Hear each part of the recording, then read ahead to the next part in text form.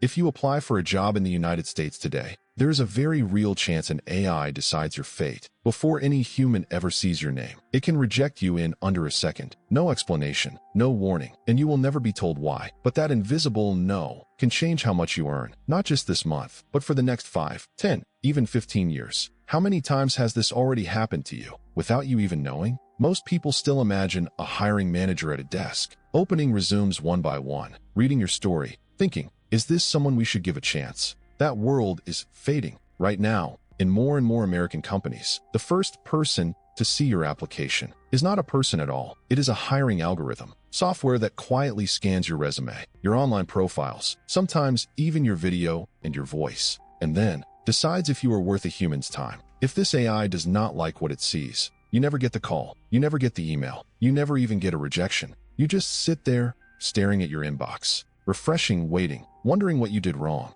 when in reality, you were silently filtered out by code. No one tells you, no one warns you. You simply disappear from consideration. So what is actually happening behind that apply button? Let's pull the curtain back, step by step. First, who even sees the job? When companies post a job online, AI tools help decide who that ad is shown to. If your profile does not match what the algorithm thinks is ideal, the job may never appear in your feed. Not today, not tomorrow, not ever. You can't apply to a job you never even knew existed. How many opportunities are already passing in front of you that you will never see? Next, resume screening. The moment you hit apply, your resume almost always goes straight into an applicant tracking system, an ATS. On top of that, more and more companies add a second layer, a hiring AI that scans for specific keywords from the job description, scores your experience against a model of top performers, and flags risks like frequent job changes or long gaps in employment. For many large employers in the United States, no human being ever looks at the full stack of resumes.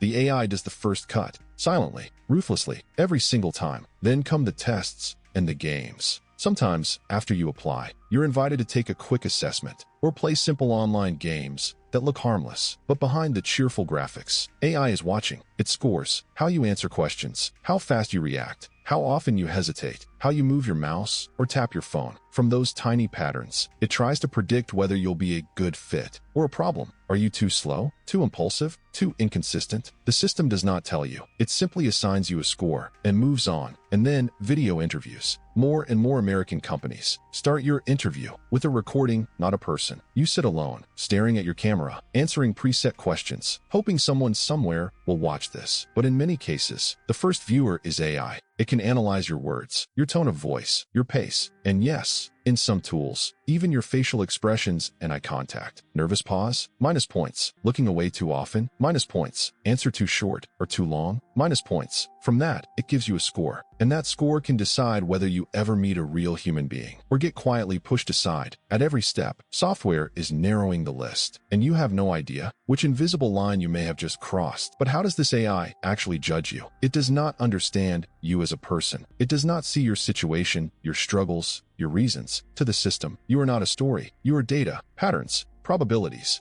Here are some of the things many systems look at, often without you realizing. Keywords. If the job description says project management, Excel, and SQL, the AI is literally checking how often those exact words appear and where they appear in your resume. If you say manage projects, but never write project management, the system may not see the match. One missing phrase can mean the difference between move forward and auto-reject. Format. A lot of people use polished templates with columns, icons, graphics, photos. It looks impressive to a human, but to some parsers, it looks like noise. If the AI can't read parts of your resume clearly, it may treat them as blank. Empty. Empty means less qualified. Less qualified means lower score. Lower score means you vanish, and you'll never know it was because you chose the wrong template. Work history shape. The AI looks at how often you change jobs, how long you stay, how straight or messy your path is. Frequent job changes.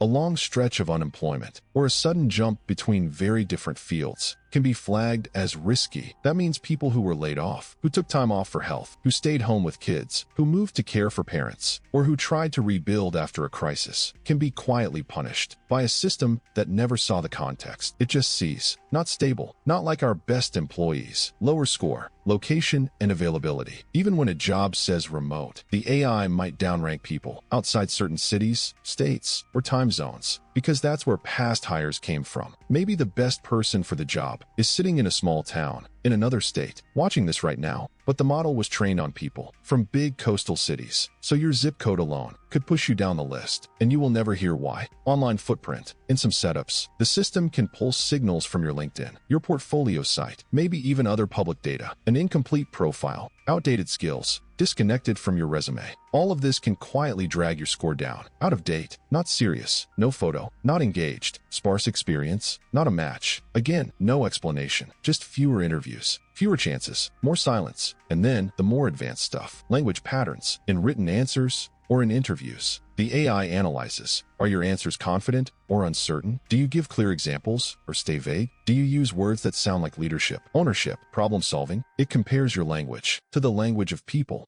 who already succeeded in that role. If you don't sound like them, even if your skills are real, your score drops. Behavioral predictions. Some assessment AIs claim to predict traits like reliability, teamwork, risk tolerance, from tiny details in how you play simple games or react under pressure. You might think you're just clicking through a puzzle, but the system is building a psychological profile. Will you stay? Will you burn out? Will you cause trouble? To the AI, you're not John or Maria or David. You're a likelihood. Will you be worth the company's time or not? And then it sorts you into two piles: move forward or quietly disappear. So, who tends to win in this system? And who tends to lose? Because AI in hiring is not automatically evil. Some people absolutely benefit, but the pattern of winners and losers is not an accident. People who usually benefit are those with traditional, straight-line careers. Same industry, clear promotions, few gaps. They look safe to the model. People who naturally speak the right language on paper. They mirror the job description. They use standard job titles and skill names. They know the buzzwords, sometimes without even thinking about it. People who understand the game. They tailor their resume for each role. They keep a clean LinkedIn. They know the basics of ATS rules